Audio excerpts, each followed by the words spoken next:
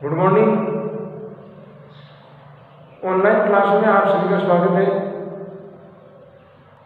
कक्षा 9 में हमने अब तक 3 प्रश्नावली देखी।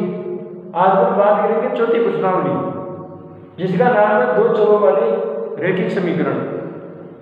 तो दो चरों वाले रैखिक समीकरण में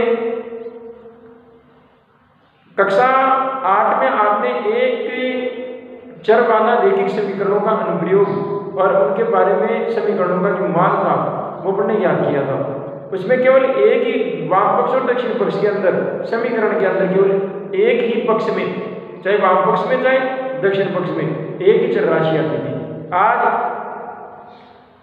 इस 9th क्लास के अंदर आपको वाम पक्ष और दक्षिण पक्ष में दोनों पक्षों के अंदर कोई से भी एक पक्ष के अंदर आपको दो चर राशियां मिलेगी, x y या y z a b।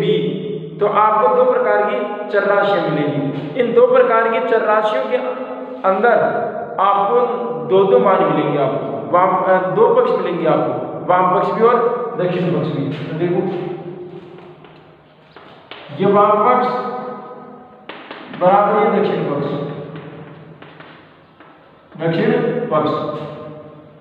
ax plus by बराबर c। ये एक रैखिक समीकरण है, लाइनर इक्वेशन है। रैखिक समीकरण के अंदर यहां पर a, b और c कोई संख्या है, पूर्ण संख्या है, पूर्ण संख्या। अब बाकी जो x y जो है वो चर राशि है। x और y क्या है? चर राशि। अब यहाँ पर देखिए चर राशि कितनी है? 2, इसलिए उसको दो चरों वाला रैखिक समीकरण कहते हैं। उसको दो चरों वाला क्या कहते हैं? रैखिक समीकरण कहते हैं। तो रैखिक समीकरण में इस ऐसे दो चरों वाले रैखिक समीकरण के अंदर चर की राशियां 2 होती है और बाकी इसकी प्राकृतिक संख्या होती है, वो कितनी होती है? 3, a b और c। अब मैं एक उदाहरण लिखता हूँ।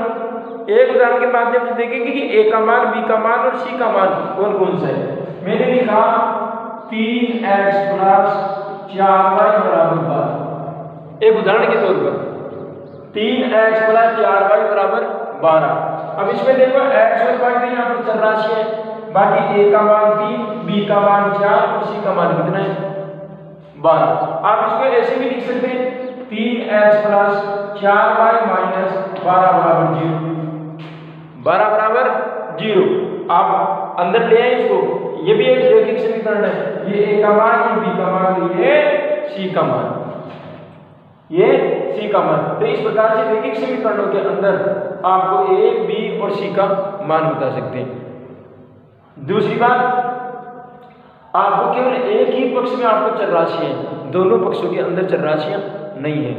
तो देखिए इस प्रश्नावली में केवल इतनी सी जानकारी है कि दो चरों वाले रैखिक समीकरण के अंदर a का, b का और c का मान कौन कौन सा होगा।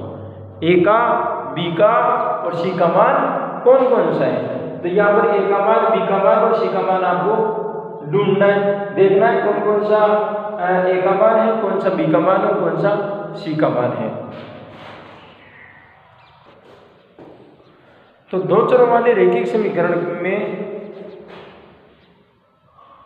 प्रश्नावली 4.1 में आपको दो सवाल दिए गए हैं। उन दो सवालों को सोल्व करना है। एक नोटबुक की कीमत और एक कलम की कीमत से दुगनी है। कलम की कीमत से दुगनी है, वस्तु भी 2 है, तो चर राशि भी कितनी माननी पड़ेगी? 2।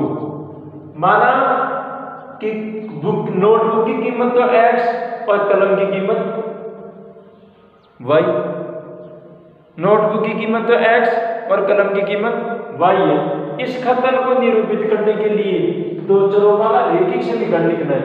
और नोटबुक की कीमत कितनी है? x और एक कलम की कीमत कितनी है? y। हमने मान लिया, लेकिन एक नोटबुक की कीमत दुगनी है कलम की कीमत से। तो आपको कलम की नोटबुक की जो कीमत है वो 2x करनी है और कलम की कीमत y है तो y रहेगी। इसको एक समीकरण के रूप में लिखना है, दो चरों वाला, तो लिख जाए, क्या दिक्कत है। एक को x मान लिया और एक को y मान लिया। रैखिक समीकरणों को ax plus by plus c बराबर 0 के रूप में व्यक्त करना है। एक जो मैंने अभी हाल ही में थोड़ी देर पहले लिखा था, x a plus b ax plus bx plus c या बराबर c, तो पक्षांतर करके प्लस माइनस का जैसा भी है प्लस माइनस का देखना है। तो इसमें आपको ax by और c के रूप में निरूपित करना है, चिन्ह का ध्यान रखना है, प्लस माइनस का, और प्रत्येक स्थिति में आपको a का b का और c का मान बताना है।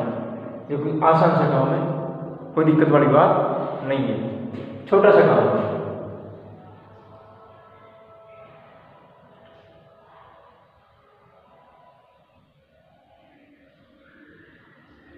आज के लिए इतना ही, धन्यवाद।